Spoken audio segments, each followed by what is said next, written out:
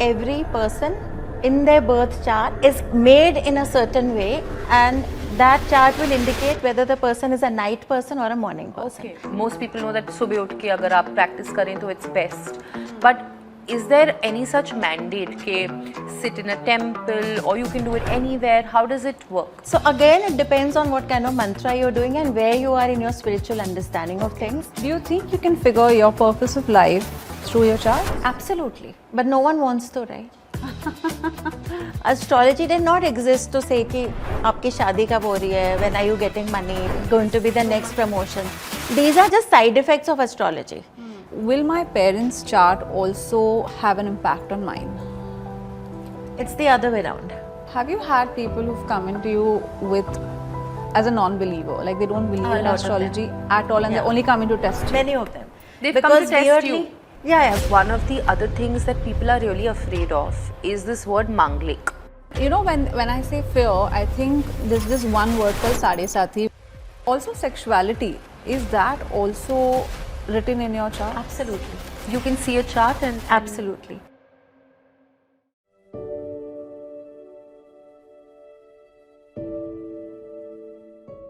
So Asma, I know that you and me have gone through our shares of ups and downs, so has everybody else. Yeah.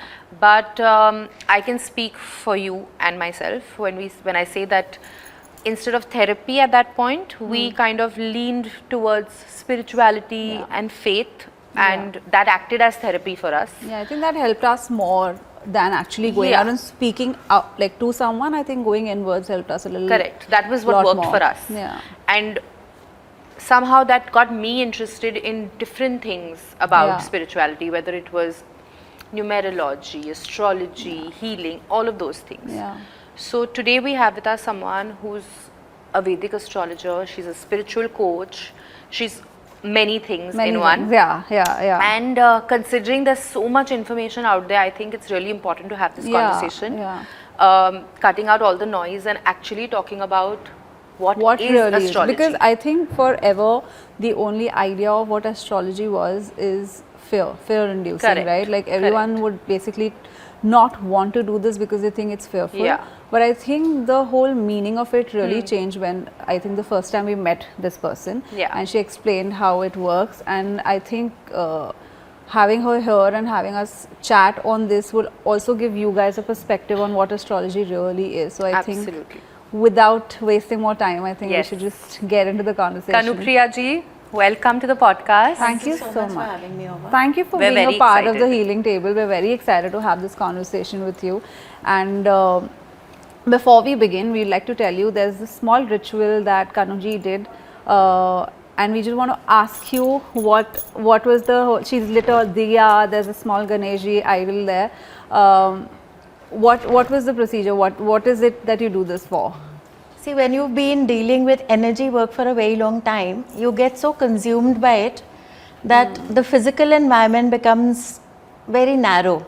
Yeah. So then you're constantly focusing on the energy. Now I knew that when we sit here, there's going to be a lot of wires and there's going to be a lot of stuff around, and the energy is going to be a little chaotic. Yeah. So for us to actually have a conversation and understand what it means, there needs to be some amount of silence in the mind and in the environment. So I've put a Ganpati, and if you see the form of it, it has huge ears. Yeah. So Ganpati also has lots of forms, and this particular form is about listening with your mind. So I chose this form so that when we speak to each other, we can listen to each other, and hopefully the viewers can also then listen from the mind. That is beautiful. And I just established a camphor lamp to kind of calm everything, and actually it's helping, the smell of the camphor and everything. It should maybe in a couple of more minutes work a little better. It's already soothing me. Yeah.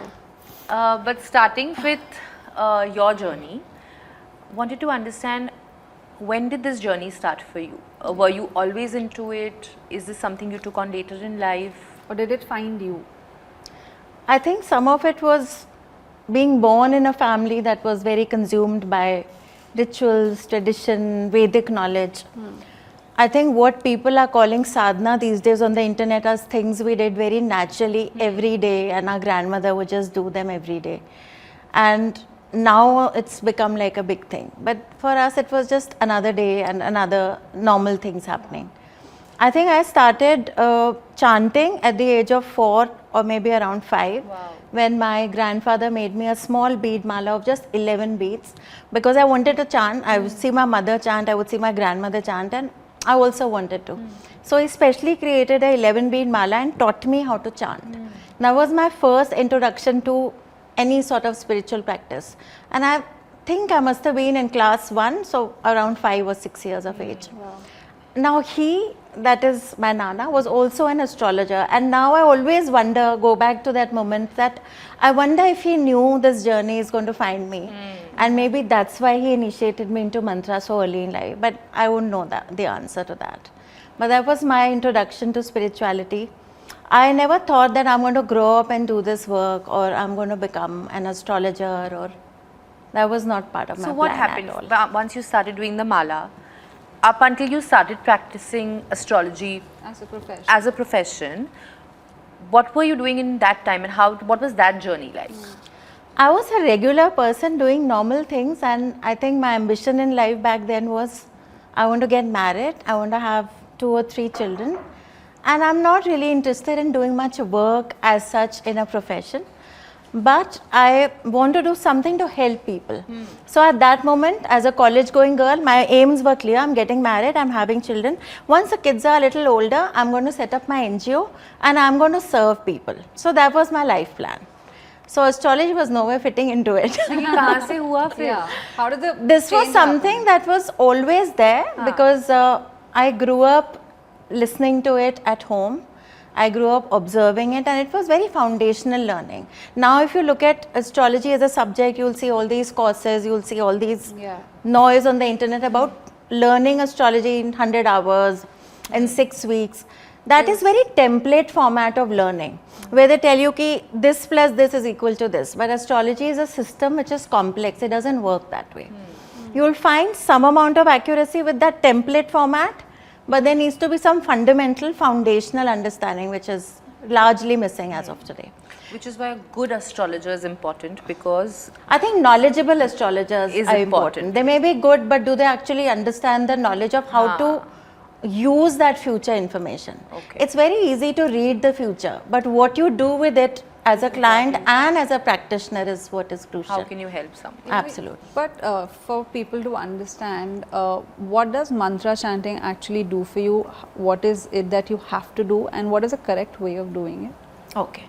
So when you look at the word mantra, there is man and there is tra. Tra essentially is also something that you use in tantra and yantra. So the tra seems to be repeating in all 3. So mantra is something that protects the mana, that is the manas or the mind. Yantra is something that protects the energy or the soul. And tantra is something that protects the physical environment or your physical body. So when we talk about mantra, then of course we are talking about controlling the mind. Now if you observe your life, 5 minutes if you think about even your environment, everything that even physically we look at through the mind. We're not looking through the eyes. So which means we are going to see things that are on our mind. So it becomes very essential to understand that primarily our life experiences, our opinions, even what we see in every moment is what the mind is deciding. But then there is also me that is looking at the mind. Because sometimes you say, I'm feeling restless today, I'm feeling low today. So there is an I beyond that mind. The moment you observe the mind, you become larger than the mind. So then you have an understanding that I am the mind, but I am also a little more, because I have the ability to observe the mind externally. That is what mantra does. The moment you start focusing on one word repeatedly, then you are telling your mind to look where you want it to look, rather than the mind telling you what you need to see. So it's about gaining power over the mind, and it's a very simple tool that trains you, that teaches you how to train your mind and your thoughts. Over time, when it becomes a practice, you learn how to deal with your mind better. There's so much of anxiety in today's world, and people are just trying to cope up with the mind. But mantra chanting is the most simple way to start. But mantra chanting, can anyone just start any mantra? There are some mantras that anyone can chant. And there are some mantras that fall into a higher category and will impact the other yantra and tantra, the other tras beyond the mind. So then one has to choose. But so simple mantras can be chanted by anyone. For example, the Maha Mantra, which is the Hare Ram Krishna mantra or Hare Krishna Ram mantra, can be chanted by anyone. It's a simple mantra. So there are some mantras that can be chanted by anyone. And are there particular mantras, like for the audience, if they are having a tough day, like, or they are feeling anxious or over a period of time, or they are going through some stressful situation, is there one particular mantra that they can do without Unfortunately not, because every mind is unique and hence every mantra should be unique. But to just get into the practice, there are a lot of mantras that are simple mantras that anyone can chant. Like I mentioned one, Hare Ram Krishna is something anyone can chant. It's the Bija mantra of the Maha mantra. Namah Shivaya, anyone can chant. Radhe Radhe, anyone can chant. Now, even if you go beyond into other religions also, they have mantras or they have other prayers that can be repeated. There's the Ave Maria prayer, there's the Kalma in Islam. The Sikhism also have mantras. Ekumkar is also correct. So the technique is the same across religions. Even the Parsis have mantras. So I've got clients across religions who come to me. The technique is simple. You have to focus on something beyond your mind to be able to tell your mind where you need to look.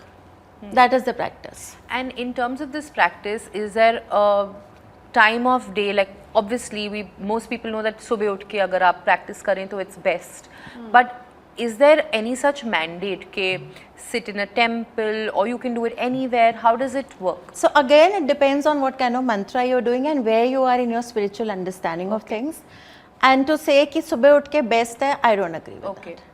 So in astrology, we say that every person in their birth chart is made in a certain way, and that chart will indicate whether the person is a night person or a morning person.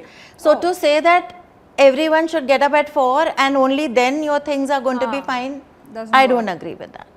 And if you look at our, coming back to Vedic, Astrology. the Paditis and scriptures, we have options of praying at night, we have options of praying at 4 in the morning, we have options to pray the whole day.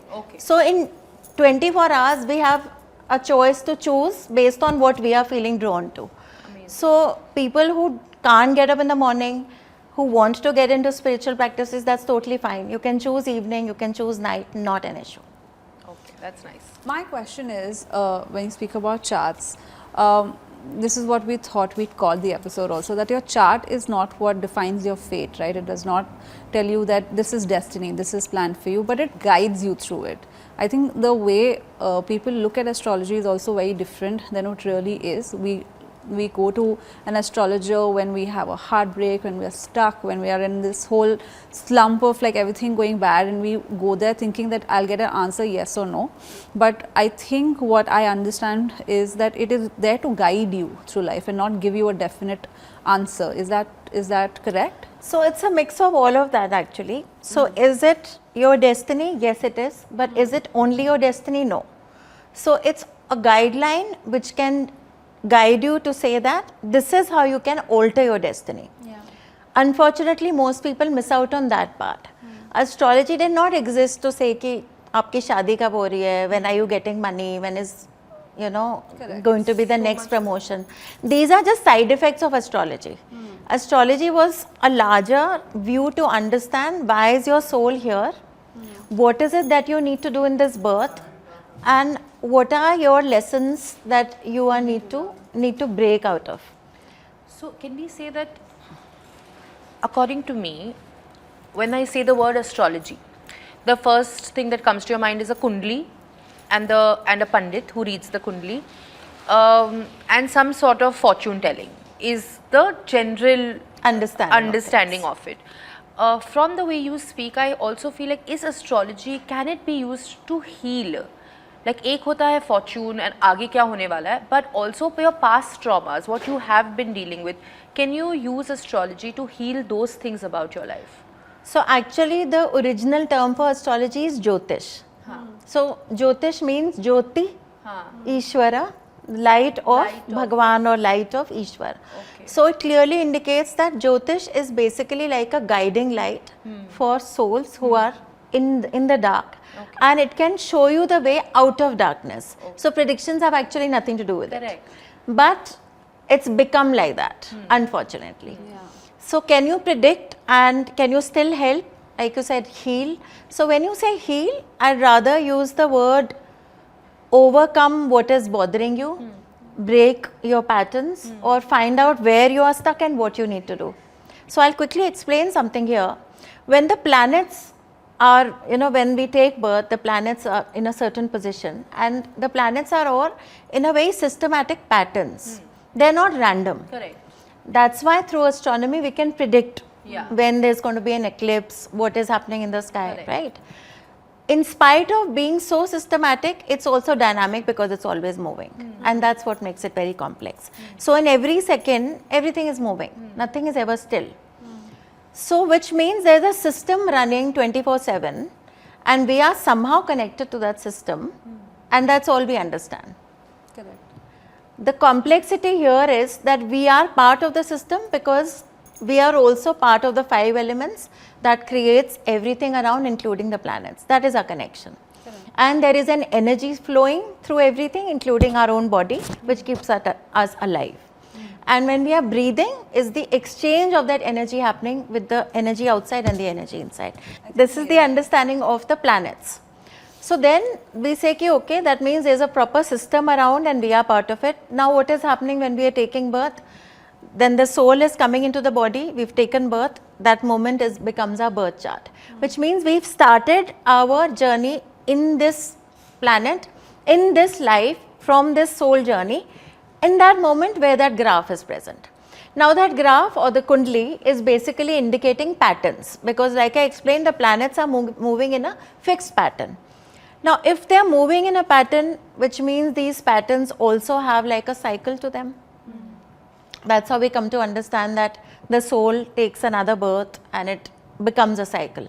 So the chart will indicate where are you stuck in your cycle that you keep on coming back again and again. What are you seeking? That is the larger picture the planets, the Janam Patri is going to show you. That becomes your North Star to... Correct. So then if you look at that larger view, then suddenly your promotion will not feel matter so important. much. Correct. But then at the same time, while it may not be large, the promotion is very much affecting you at a daily level. So, and there is your boss, which means there is some connection with your boss where every day you are either giving each other grief or giving each other support. So then we come to the concept of karmic relationships with each other, which means apart from the system being around, there's also something happening between people that needs to be settled, which we call the karmic account. So how we look at the chart is, or how I look at the chart is to understand where are you stuck in that karmic exchange with the other person. So why is this person suddenly coming in your life from nowhere and becoming so important that you can't sleep at night, or becoming so important that you're full of life and you're full of happiness and everything is changing for you. So there has to be a larger understanding of things. When you look at that larger picture, then solving the small things becomes very easy. But the issue is most people don't want to look at the larger picture. They want to say कि आप पैसे ले लो, काम करा दो हमारा, तो आते आप refund ले लो.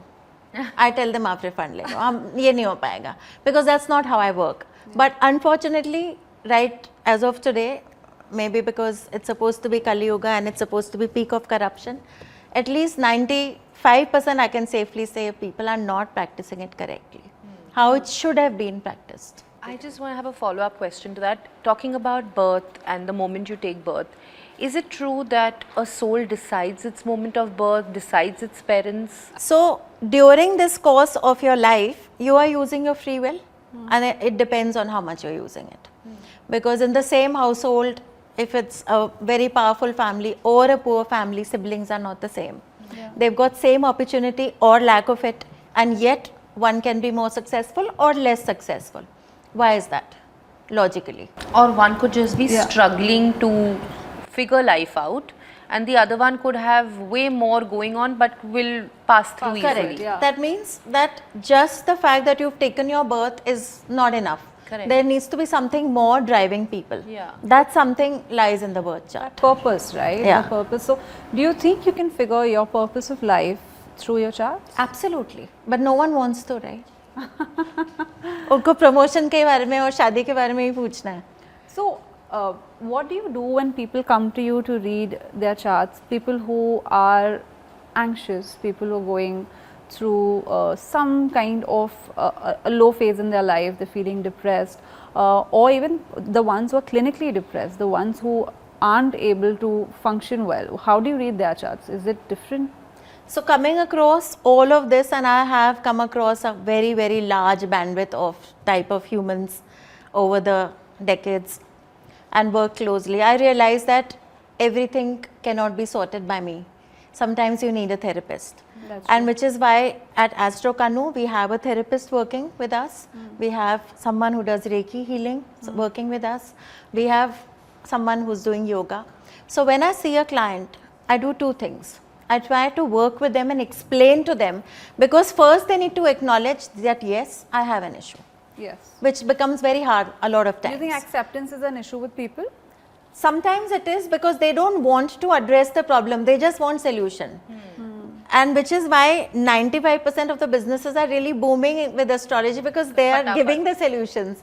But will it work long term? It won't, unfortunately. It might give you relief for some time, you'll be back to square one. So I've had clients who will come, not be happy with me, hate me because I'm pushing them to look at what they don't want to look.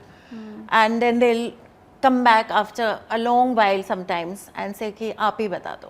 So Because we've spent so many lakhs and हमने ये देखो photos they'll send me on WhatsApp, ये सब लगा लिया घर में, अब तो आप बता दो क्या करना है, अब तंग आ गया, सर अब आप आ जाओ. Now you've come to spiritual evolution, you've done your tamashas. So just doing the remedies is not enough a lot of times. While remedies do work on the tantra part where you're changing physical environment, like I did with my diya. So some remedies are around changing the energy around your physical environment. Yes, they work. They work. But a lot of times they are not enough. You need to change your mental attitude. Because remember, I said initially that everything, our life is through our mind. Through our mind, yeah. So if our mind is stuck at a pattern, your life will be stagnant unless you change your own mindset. So I work towards that. So I have a question for someone who probably smokes, drinks, does drugs, or any of it which is bad for you. Is that also written in your chart? Absolutely. So then let's understand alcohol, smoking or drug abuse, what is it rooting to? Either pain or fear, right? Escape. I'm telling you, you look at anything, it will boil down to either pain or fear. Now astrologically, pain and fear are indicated by Saturn and Rahu. So coming back to your question about mental attitudes. So Saturn and Rahu basically will indicate how much pain and how much fear you will carry in this life and what you need to overcome to move ahead. Now you also spoke about mental attitudes. So in a birth chart, the moon indicates your mind. The moon indicates how you think, how you feel, your emotional quotient, and also your well-being, overall well-being. Because if our mind is healthy, we are overall, doing well. So when we look at the planet moon in the chart and there is close association, of course there can be a whole lot of complex combinations, so I will not narrow it down to one or two because that will not be fair. But when Saturn and Rahu associate closely with the moon, a lot of times, 95% of the times, it will bring either fear or sorrow. And that is something you need to overcome in this lifetime. That's your biggest lesson. That is your challenge. Is this something that a normal person can see in their chart and figure? Normal person, I'm not sure, but astrologers should be able to guide you with that. Okay. And there are ways of a planet wahan hai. This is your learning, you know this. A good astrologer can help people, guide them how to navigate through this and come out on the other side, not just by doing things like mantra jap or other things, but absolutely, I've done that work. I've worked with people who've gotten into heavy drugs and alcohol, been into depression. I've had, like I said, a whole bandwidth of the kind of people I've worked with. So as I said, the first thing is to acknowledge that this is my issue. Yeah. That's your beginning for anything. And then of course there are remedies that I will give. And yeah, to change the energy in the physical environment, and then I will tell them what patterns they need to recognize and move beyond. Because planets, as I mentioned, are indicating the patterns that you're stuck in, and then I have to give them the solution of what is the best way to move past it. So, Kanuji, there's one more thing. There's a lot of fear, right? Like people are fearful to go to an astrologer because they don't want to know what's next. They don't want to know what you're going to tell them. And you know, when I say fear, I think there's this one word called Sade Sati, which I think everyone's very clueless about. People don't know what it is, but there's just so much fear induced to it. Like every time you say astrology, the only thing people who don't know astrology bolenge Sade Sati. And wo aa gaya, matlab everything bad in your life, even if there's a small fall, if you've dropped your coffee, Sade Sati. Can you explain why this misconception about Sade Sati is all out there? You know, there are stars like Salman Khan who've done exceptionally well during Sade Sati. Oh. So, I remember we spoke about the moon when I mentioned that the moon indicates your mind and your overall well-being. It also indicates your mother, because without your mother you can't have overall well-being as an infant. So, when we speak about Sade Sati, I'll quickly tell you what it actually technically means, and then I'll explain the impact of it. When the Saturn in transit comes 12th in the rotation from your natal moon. So, natal moon is basically your moon sign. Wherever moon is placed at the time of your birth, it's also called Janam Rashi. When Saturn, you know, currently Saturn is also moving, the planets are moving all the time. When the transiting Saturn visits 12th sign from your moon, you start sub-phase called Sade Sati. Why is the term Sade Sati important? Saturn takes 2.5 years to cover one sign. As you know, every planet has a different speed when they rotate across the whole galaxy. So, Saturn takes 2.5 years to complete that entire journey of the zodiac from Aries to Pisces. So, 2.5 years 12th from moon, 2.5 years with moon, and 2.5 years second from moon is 2.5, 2.5, 2.5, 7.5 years. 7.5 Sade Sati. So, it's nothing but transit of Saturn across your natal moon. Why is it important? Now, Saturn, as I explained, brings grief. It brings pain. But it brings pain not because it likes to torture people, but because it's teaching you lessons. The pain is yours. He only wants you to learn because you don't want to learn, and hence you have the pain. So, it becomes painful for you if you're not learning what life is trying to teach you. So, when you go through this particular pattern, which happens only twice or 3 times, you're living really long, then 3 times in your life. Okay. So, what happens is then Saturn comes with its impact on your moon. The first thing it hits is your mental capacity. You will suddenly start feeling detached. You will suddenly start realizing that there are people around who are completely fake. So, now who's trying to show you this picture? Who's revealing this truth? The impact of Saturn. Because he wants you to see that larger picture which you don't want to.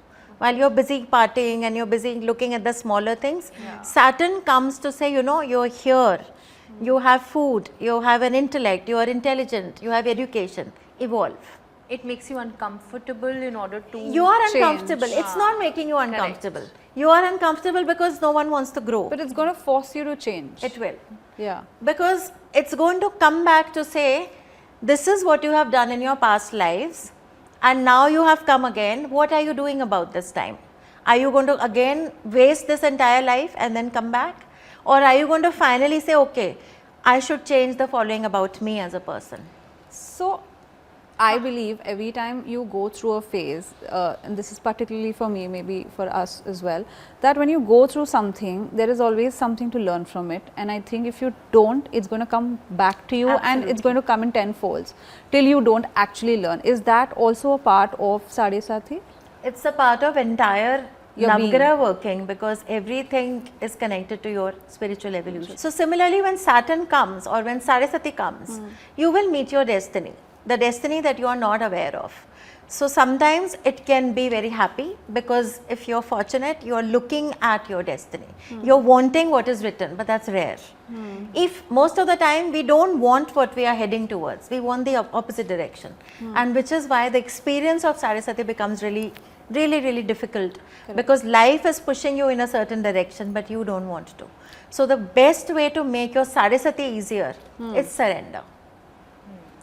Become more mature with the understanding. Let me try and look at the larger picture to see what is it that life is trying to teach me. Go through it.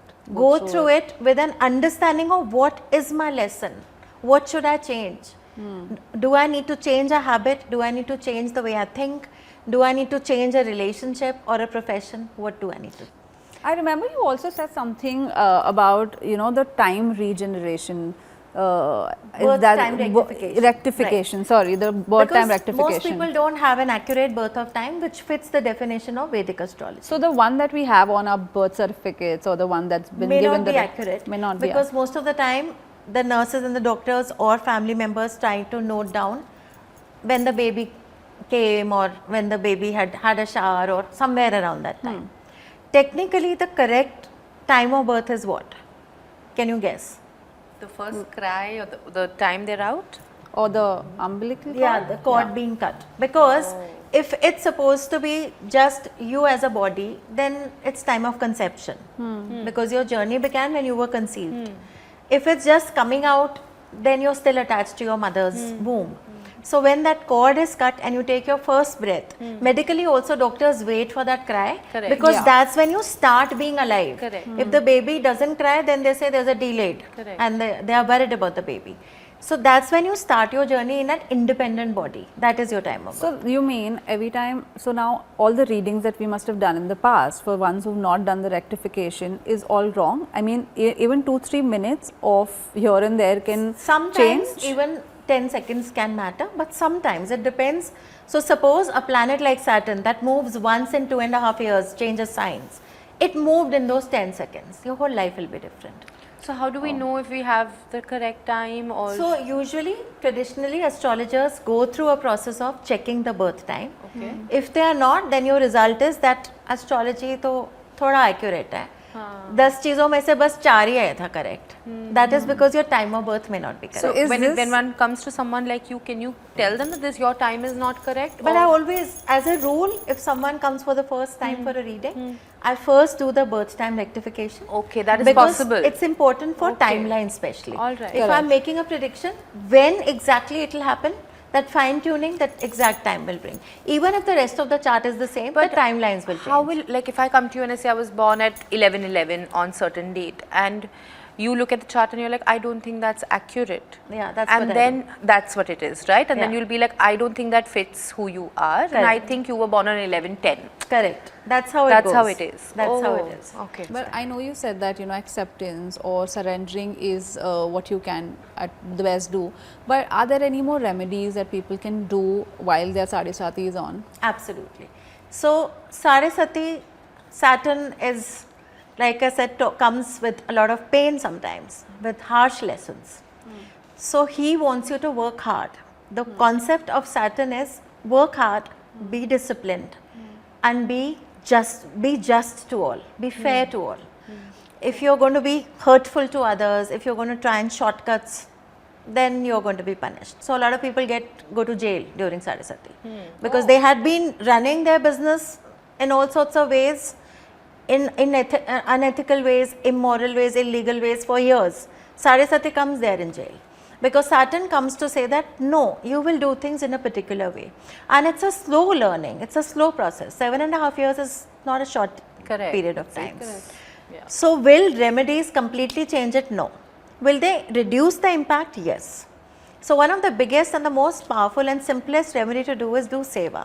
Okay. Go to a gurdwara, a mandir, a soup kitchen where people are being fed. Yeah. Do some seva there, do some social service, help others remove the pain.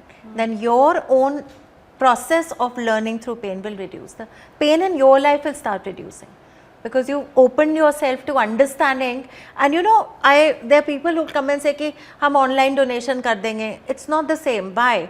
Because when you actually go to someone sitting on the road, a small child who's really hungry, you suddenly value your roti in that 1 minute. Yeah.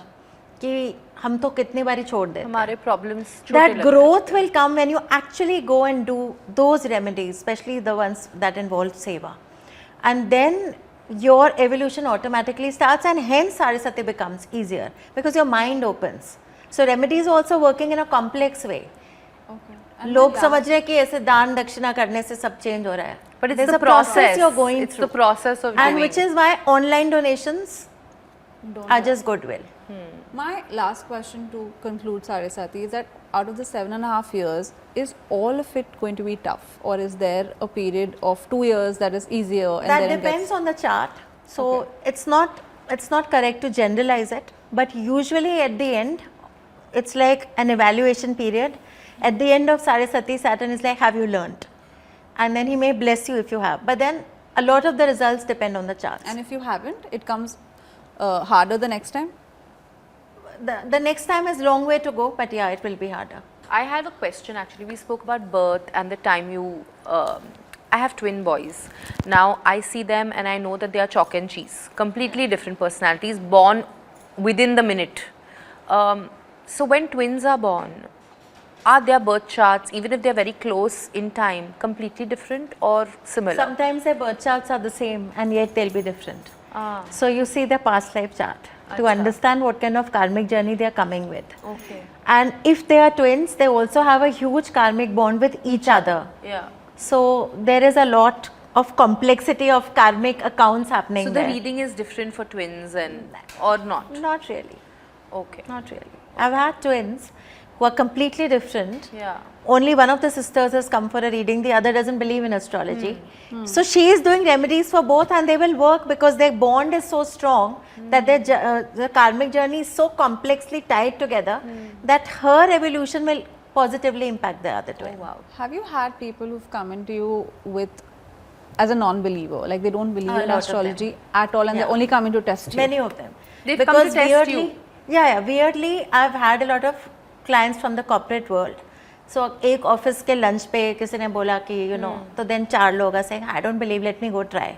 ये बहुत होता है. And तो क्या shift है जो आप बताते हो and then they're like, oh shit, we didn't know. Shift ये होता है कि they are saying आपको कैसे पता? They get a little bewildered कि इतना कैसे पता है लाइफ के बारे में. Then they get worried कि I hope it's all in confidence. I'm like, of course, I'm very professional. But अच्छा, इसका मतलब रियल में है कुछ तो. I said, you see, you want to try it out, you can experiment with it. I mean, I have to at this point ask Asma to tell the viewers the story about how this podcast came to be. The date. It was so freaky because I met you, we all met just to understand how we could go ahead about the podcast and all of that, and we decided on a date, and that didn't work out. That date didn't work out, and then Nitika was going through something, and then we had a break, and then you were at the retreat, and by the end of it, when all the back and forth happened, and then we decided that okay, you know what, I think this date works because now we have the studio, all of that is happening. I texted Kanuji and I said we have this date. She sends me a screenshot of her calendar where 19, 20, 21st are the 3 dates that she had kept free because she already knew that we would be and she tells me that's my work, right? and she tells me 21st looks good and we're actually shooting on the 21st. This was the best day, and currently is not a great time. So I'm expecting you to have some technical issues when you go on edits. There will be delays. I'm expecting all of that. Oh God. But this was the best possible muhurat, so to say. So I think that was freaky to me because she sent me the calendar and I was like, how do you know? Yeah, because often I genuinely struggle with these thoughts in my head and I'm like, am I manifesting it? Is it my intuition? Either way, I want the thoughts to shut up. You know, sometimes you're just like, I don't want it to be an intuition. I don't want it to manifest. Sometimes they're negative Just thoughts. try chanting or meditating a little more. It will clear your mind out. The reason I asked you about the energy work is because for me, this thing started very recently. Must be 2-3 years that I've gotten into the understanding of how that works. And for me, I'm someone who's very sensitive to energies, I feel. Like I will catch on to your fears or your happiness very quickly. Or if you're sad, I'll catch on to that extremely fast. And I think, I don't know if that sometimes works in my favor. It's a good thing or yeah, not. it's either a good thing or a bad thing, which is why I wanted to know if you could, you know, read someone's energy, read that aura, and if you can, how do you protect yourself from it? Like for me, So even if you can't read your energy, you can certainly do things to protect it. And Yeah. if you've understood that you are sensitive, there are a lot of exercises to shield. Some simple things can be done around the house. So you have crystal salt. yeah, In Bombay we call it jada namak, it's slightly coarse. Just take that, you can place it in glass bowls. It should be glass bowls because that the glass is Reflect. basically crystal. Glass is made from liquid, right? So it has a different quality in terms of energy. So place it in small glass bowls around the house. Salt you can add a little bit in your bathing water as well, because salt is a Correct. cleanser, yeah, which is why people are healthier or more stress free, or as a city Mumbai manages to overcome stress really fast because of the water. compared to maybe Delhi because of the Sea. sea breeze, Correct, because because it the cleanses. salt All in it. coastal areas, if Yeah. you see all coastal areas, is a chill vibe. Yeah. This is the reason, because the vibe, salt the is- salt salt, clears the away. sea breeze itself is always cleansing the environment and keeping it light, which is why people like to go and chill by the sea. So it automatically works on the energy. We'll come back to the chart a bit. I had a question, like if, will my parents' chart also have an impact on mine? It's the other way around. Oh. So mine Your will have an parents impact. came first or you? Correct, they came did. first. Yeah. You will have an impact on their life. So they're not writing anything in my favor. Parents will influence to a limit. It again depends on the chart. So you cannot generalize it. But definitely all children coming will have an impact on the parents. I'll tell you why also. If you have to, if suppose you owe someone something to the extent that you're willing to change your body forever, you're willing to pay for them, you're willing to run after them for Dedicate decades, your life, yeah. then that means you really owe this person a lot. That becomes your child. So when there's a very, very strong karmic connection, that person will become your child, which means it's not a happy equation. So 95-98% of the people, I can actually say 100%, will have some issues with parents, always, because that's your core relationship you've come to settle. It's not just the mother, it's parents. Parents, it's your core relationship that you've come to settle. Next to that will be your spouse, and then it will be your own children. These three are the most powerfully karmically connected relationships in your lifetime. But are these people that you've met in your previous Absolutely, lifetimes? absolutely. We were talking about spouses and marriage. I've come to realize after being married for 15 years that it's not by accident that you choose the person you get married to. It's like the single most important decision in your life. And often enough we think, okay, I met this person and I got married and then life happens. But only now I've come to realize that you go through all the beats of life with the person you're married to. There is a reason you choose that person. They complement you in ways that you're not enough, and you tend to complement their life in certain ways. You push and pull each other in different directions to better yourselves, better your souls. How much of that decision of marriage is destiny and how much of it is free will? Like, what is the role of your spouse in your chart and your life? So just as I explained that with parents you have a very complex karmic bond, similarly with your partner and children. So can you choose your spouse? No. That is part of your destiny. Acha. Not getting a spouse is also part of your destiny. Is it part of your destiny to XYZ person or that type of person? No, it's Down the soul. It's the soul. wow. So which is why you have the concept of past life regression. I don't know if you've heard of this. Yes.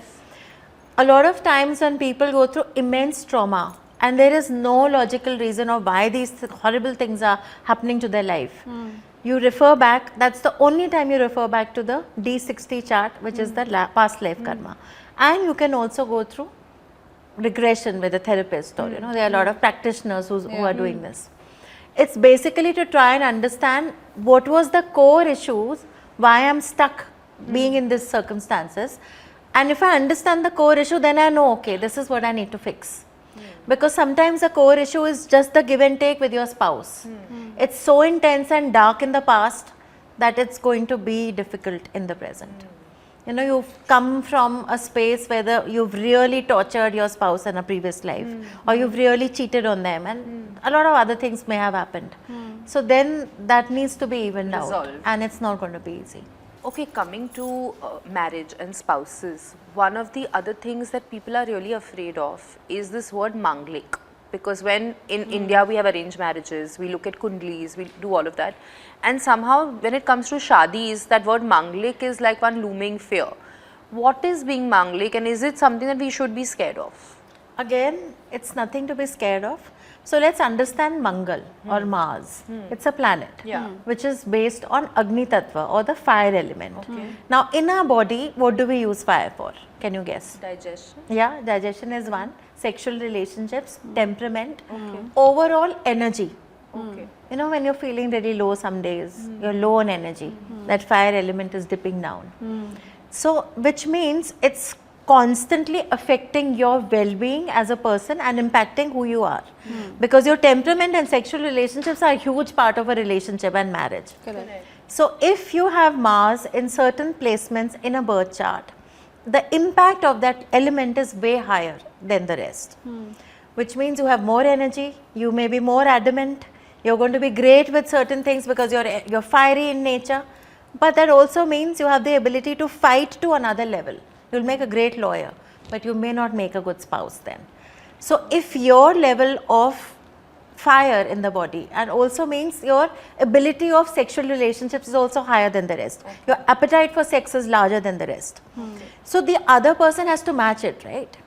So if you have Mars flowing on a certain level and the other person doesn't match it, then you'll have lack of compatibility in temperament as well as sexual relationships, which is a very important part of marriage. So it's then advised that when two people get married, the level of energy flowing through them, the Agni Tattva or the Mars element, should be evened. So then we say a Maanglik should marry a Maanglik. There is logic in it, yes, and it works.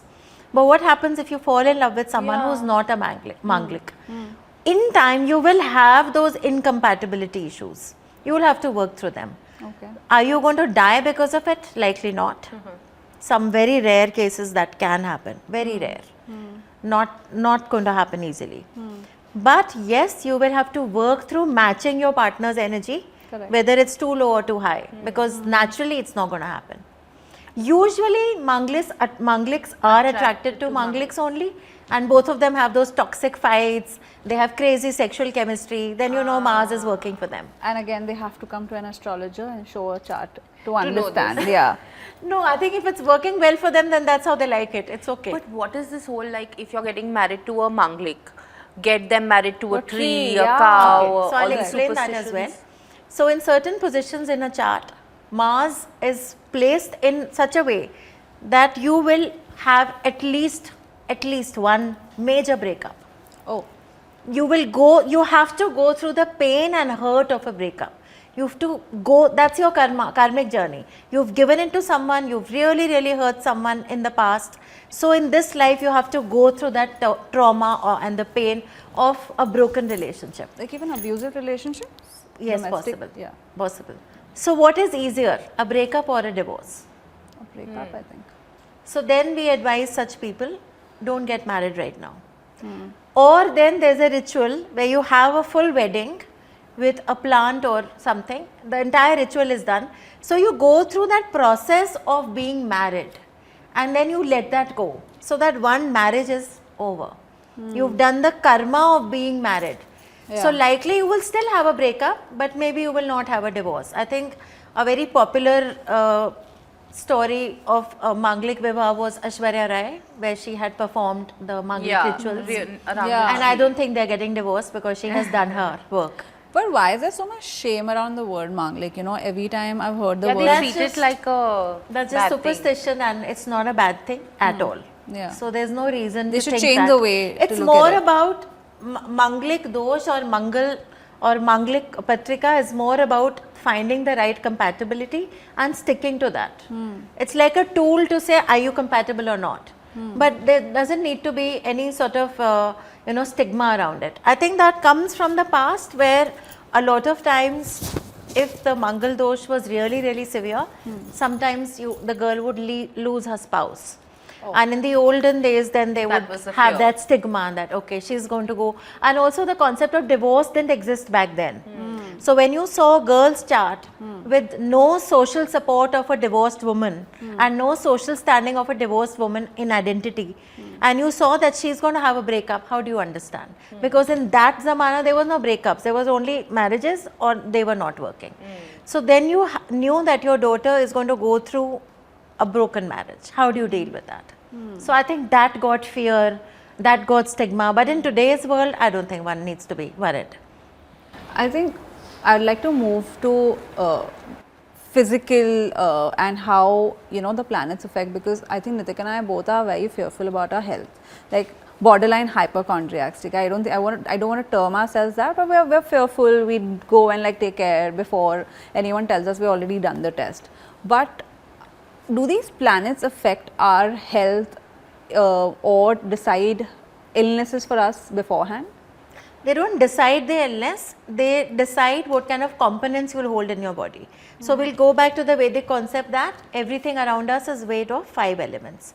The 5 elements are the 5 planets. So there's air for Saturn, there's Venus for the water element, Mars for fire, Mercury for the earth element, and Jupiter for space element. So you've got the 5 planets, you've got the 5 elements. Now these 5 planets are like an embodiment of the entire element in the universe. Which means in your physical body you have these 5 elements as well. Now in your birth chart, any placement or any fine tuning done because of the positions at birth is how that element is working in your body. So like I explained, when there is a Mangal dosh, the Mars element is more fiery. So then you can have issues like acidity, ulcers, if it's really severe in the birth chart, right? Headaches. I think I have it. So that's how it will impact you. So yes, the planets are going to impact your health because they are symbolically presenting your physical composition. Remember, I had also explained how the birth chart will indicate whether you're a night person or a day person. So your physical components are also indicated in the birth chart. But then people who suffer from bigger illnesses like cancer or other things, the chart will indicate that? Life-threatening diseases or conditions that you manage for the rest of your life, like thyroid or hypertension or diabetes, something that you have to manage daily, it will be in the chart. There's something called medical astrology, where you specifically work on certain planets to improve your physical health. It's a whole subject on its own. And if there are people who go through this, so if in case someone has cancer or a bigger ailment written in their charts, are there any remedies that they can do at least on a starter level? There are. Of course, the birth chart is important, but especially for cancer, the Mahamrityunjay mantra is chanted, which is really powerful. And helps you overcome illnesses that are threatening your life. A Rudra Abhishek is also a remedy that can be performed. Again, Rudra is a very fierce form of Shiva. So you're literally saying that, help me overcome this misery in which I'm stuck. Beautiful. It's very interesting. But also sexuality, is that also written in your chart? Absolutely. You can see a chart and absolutely. So there's this whole phobia around LGBTQIA community, which is really non-Vedic according to me, because in a birth chart you have combinations of planets that will indicate if a person is gay, bisexual, or they will be not having a particular selection of gender, they are fluid in. Correct. Also trans. So the chart will clearly indicate. There are sometimes clients who come to me who are not sure. And they also don't want to talk about it because most astrologers are not talking about this. So they will come and they'll talk, they'll beat around the bush and say ki shaadi ka kya dikh raha hai aapko? You think I'm going to get married? You think I'll be attracted to a girl? And that's when I straight away ask them, look, I'm looking at your chart. I can see inside your soul. Are you okay to talk? Because if you are, then I think you don't like women. I think you're attracted to men. What is the concern? Why are you scared?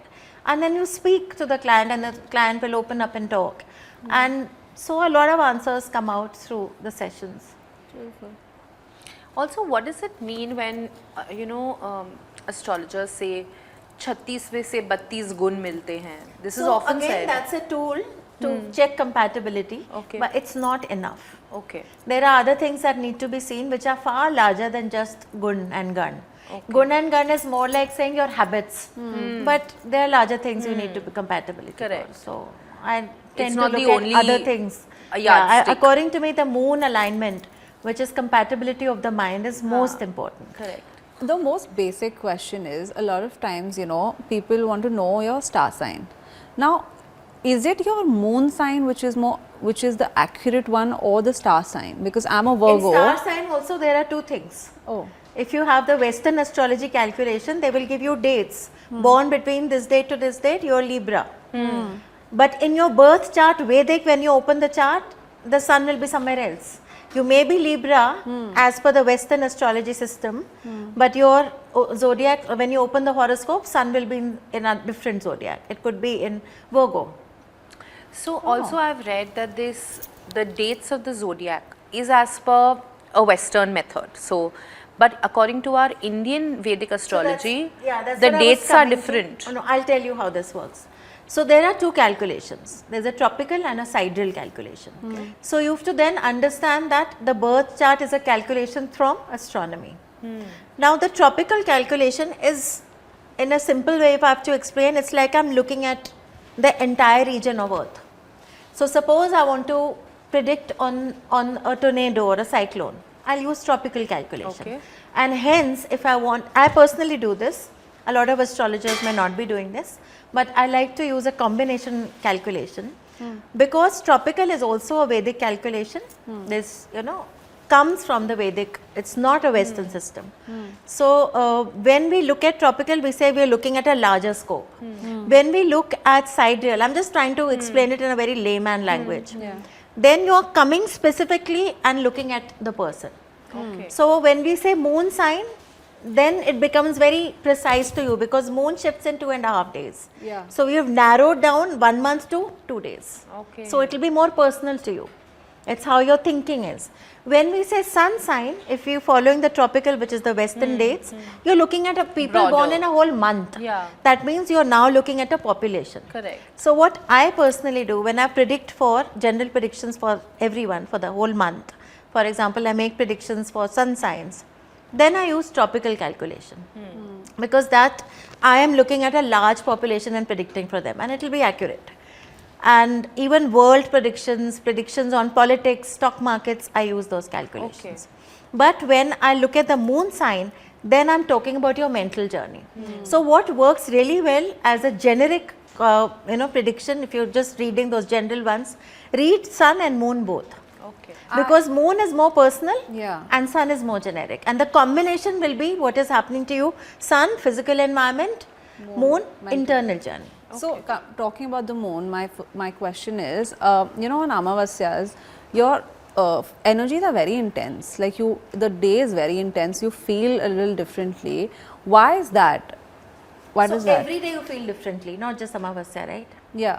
You Correct. just realize Amavasya because it's maybe dawning more. For some people it can be full moon. Yeah, for me it is Purnima. I can't sleep Yeah. well on Purnima. See, you have a variation in two people. Ah. So what you are actually talking about now is that the moon impacts you daily because the moon moves daily. Other planets are not moving daily. Other planets are also moving, but the moon is moving at a speed that is impacting you the most. And because the moon is also your mind, it impacts you at a larger scale. So every day the moon calendar is going to be different, which we call the Tithi. The dark fortnight and the growing fortnight. Also, I wanted to ask you one thing. When we were at the end of 2024, there was a lot of buzz around how tough 2025 is going to How's it be. been for you? Very tough. And it's not just me, Not so bad for me, actually. but literally I've met anyone and everyone, they're going through something. I'm sure that's life stage or that's life in general, but I'm meeting 20-year-olds who are going through something, and I'm meeting 50-year-olds who are going through something. So somehow this year in different ways has literally been tough for a lot of people. Firstly, why? And secondly, how is 2026 or the end of this year looking? So I'll ask you something here. Forget just this year or last. I want to ask you this. From 2019 to now, how's it been for you? 2019 to now, I think 2025 was the toughest, but I feel like it's 2020, 21. COVID. So it was horrible So for me. basically what I'm trying to do is just pause for a moment and think you as a person in 2019 and your life and today. How's it been? Has it changed? Of course. How much has it changed? I mean, I had my kids in 2019, so it changed So a you lot. can say that, and I can assure you every person you ask here or outside will say the same thing. Acha. From 2019 to now, every person has changed completely as who they are, Yeah. and as their life has also changed. Wow. Why? So 2020 onwards, we started a period of 12 years, which is going to be very difficult. When you say difficult, meaning? It's going to push you to evolve. Okay. And that's never easy. Now, if you look at you in 2019 and you today, you've grown immensely as a person. Yes. You have changed the way you think, you've changed people also, you've changed the way you pick things, including career choices. Yes. Why? What happened? I It was just forced happened. to it. There is no logical reason कि इसलिए हुआ, बस होता But गया. वो तो मतलब कोई भी 6 साल ले लो आप.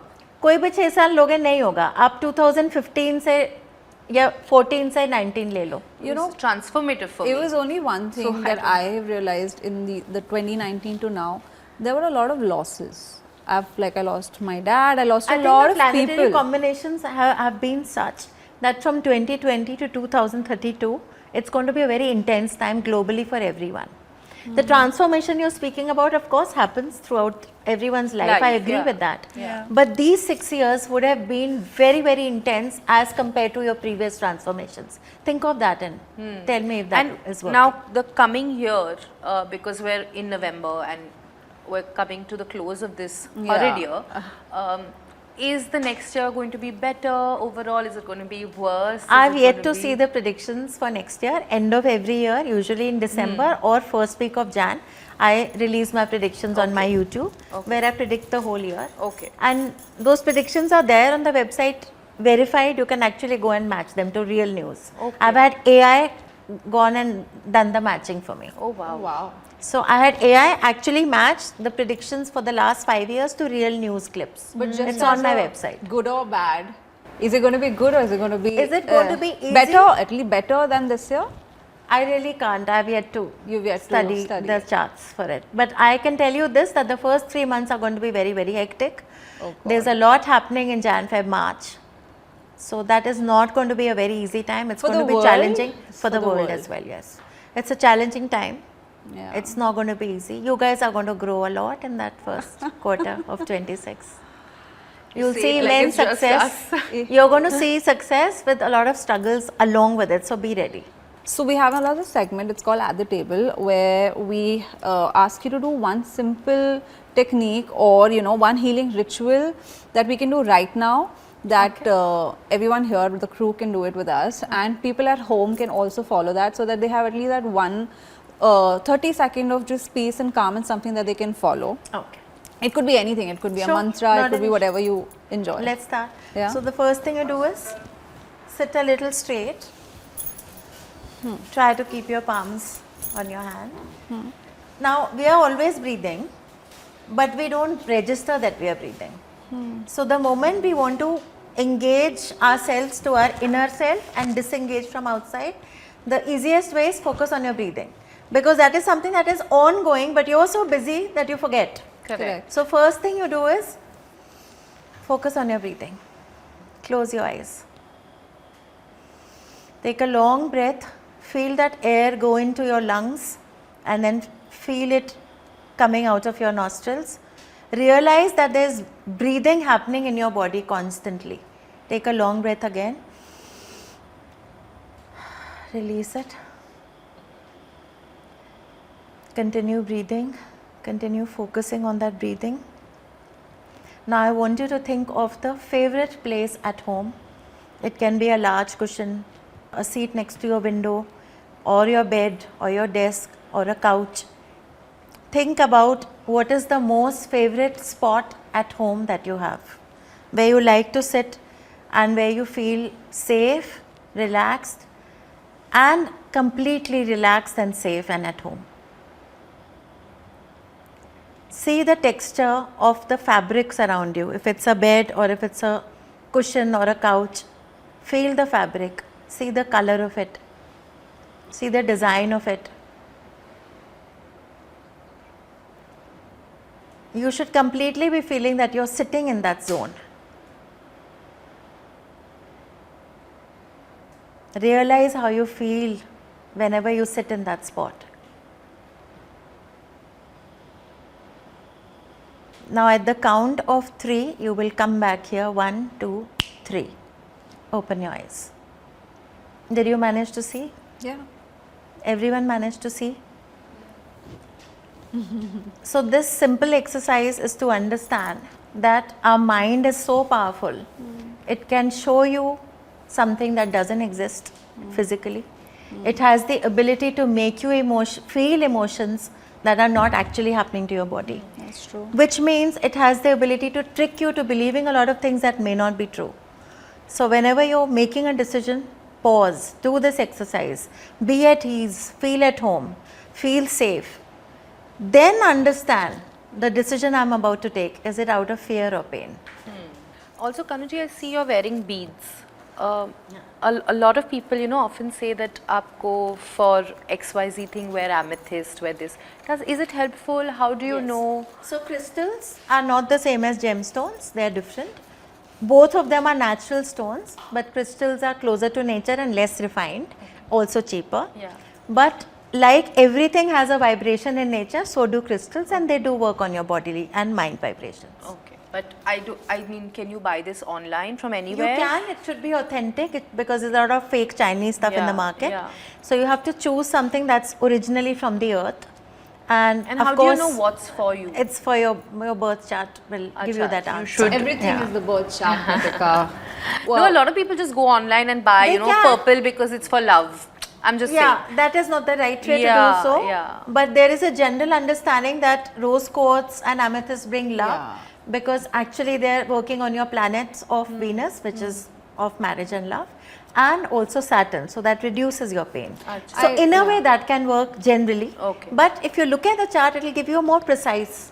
And once you get these crystals, say I go online and I buy a crystal, a pair of beads, and they come home, should I just put it on, or is No, there? you should cleanse it. So How do I again, cleanse take a bowl of water, take a glass bowl, add a pinch of salt possibly, or you can just place it in that bowl of water and put it in the sunlight for about half an Okay. hour. The sun will cleanse it. Okay. Then you should charge it under the moonlight. So wherever there is a full moonlight, you place again that bowl of water with your crystals in it and place it under the moonlight for about an hour or so. Okay. The moon brings the healing qualities in the crystal, and the sun cleanses the energy of the Lovely, stone. lovely. So we have another segment, it's called the list. The list is basically just a quick rapid fire. This is for people who don't want to hear the entire podcast, just a quick review of everything we spoke about, some fun stuff.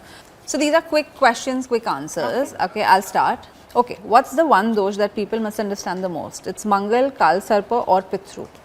I think Mangal and Kal Sarpa Yoga are highly misunderstood.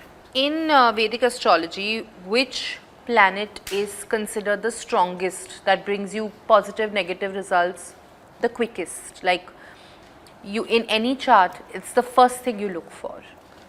So there's something called the Atma Karak planet. Okay. That is the planet in your chart which has the highest degrees and signifies your soul journey in this lifetime. That's the first thing I look at. Okay. Which house in the Kundli reveals the most about your destiny? Again, you have to look to too many things. I can say 9th house and 5th and Lagna, but it will not be enough. You still need to look at a lot more other things. Okay. The first time we met, I remember you telling me that I asked you, what is the one thing I can do? You've not seen my birth chart, you've not gone into all that. But other than meditation and everything that we know, what is the one practice one can do? And I know what you told me and I'll get into that. But for our viewers, any one practice that they can do daily to center themselves, to better their stars and planets? I think social service and seva done, maybe on Saturdays, is a great practice in general, because it keeps you very level-headed, it keeps you growing, keeps you compassionate, and I think it's good for the society. Also, you can notice yourself. Somehow you will go through patterns. There will be a phase where one day of the week is always difficult. That's your cue. If that day is Tuesday, then your planet is Mars. Then you should do remedies accordingly. If your day is Wednesday, the planet is Mercury. So every day has a planet. So there will be phases you will go through when one particular day every week is a rough day. Can we go through this? Monday is... Okay. So Monday is Moon. Tuesday is Mars, Wednesday is Mercury, Thursday is Jupiter, Friday is Venus, Saturday is Saturn. For Rahu and Ketu, they are assigned days along with other planets. So for Rahu, there is Saturday along with Saturn, and for Ketu, there is Tuesday along with Mars. You told me to light a diya, sarson ka tel ka diya. हाँ. How does that help? मतलब I to light a ghee ka diya. I just did a reel actually on my account on But this. just to understand ke why am different I... oils. It's a question that comes. I've just finished doing a reel on this, I'll tell you.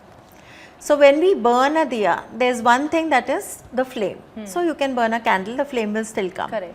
But then why do we have different types? There is ghee, there is chameli ka tel, there is sarson ka tel, there is til oil, right? So what are these options? When you look at the flame, look at the flame from a candle versus a flame from a sarson ka tel. It will not be the same. Acha. You see this flame? There are two flames here, one from the Correct. candle, one from the diya. They both look different. Correct. So which means the quality and the frequency of the flame comes from what you're burning, right? So then what we are burning is changing the frequency in the environment. So depending on what frequency you want to invoke, that is what you burn. So can you help Ghee, us yeah. with... So when you burn a ghee diya, it's for general prosperity. It will bring a sattva, a calmness, right? When you burn til oil diya, you're cutting negativity, you're bringing stability. Okay. When you burn mustard oil or sarson ka tel, similarly again, cutting sorrow, cutting negativity, improving things that are stuck.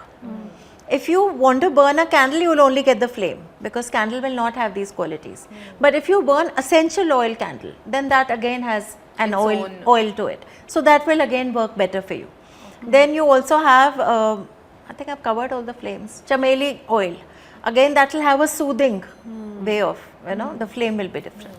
For someone who suffers from sleep issues, okay, is there anything particular that they can do? Yeah. So again the chart will indicate the issues. When you look at the moon, because when you are sleeping the mind becomes very important. And if the moon indicates issues, then customized remedies can be given. But if you don't know your chart and you're having sleep issues, one very basic simple thing of course is chanting. Because the moment you teach your mind to be stuck on one point, eventually it will be bored and it will sleep. Yeah. So very simple practice. There's, if you remember in childhood, sometimes if you didn't sleep, your mother will tell you count the sheep. Similarly, it's the same focusing on that one object. So it's similar to chanting. You can also do simple meditations like the one I've done today.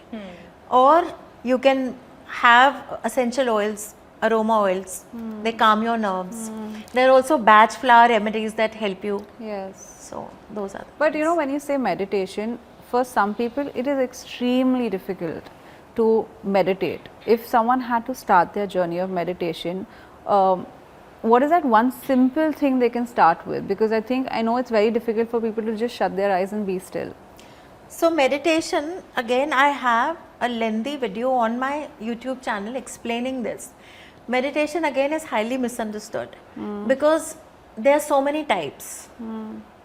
For every person it has to be different. What works for you? Correct. The idea is not to empty your mind. The original term for meditation is dhyan. Dhyan means contemplation. You are supposed to be observant of your thoughts, not to remove them.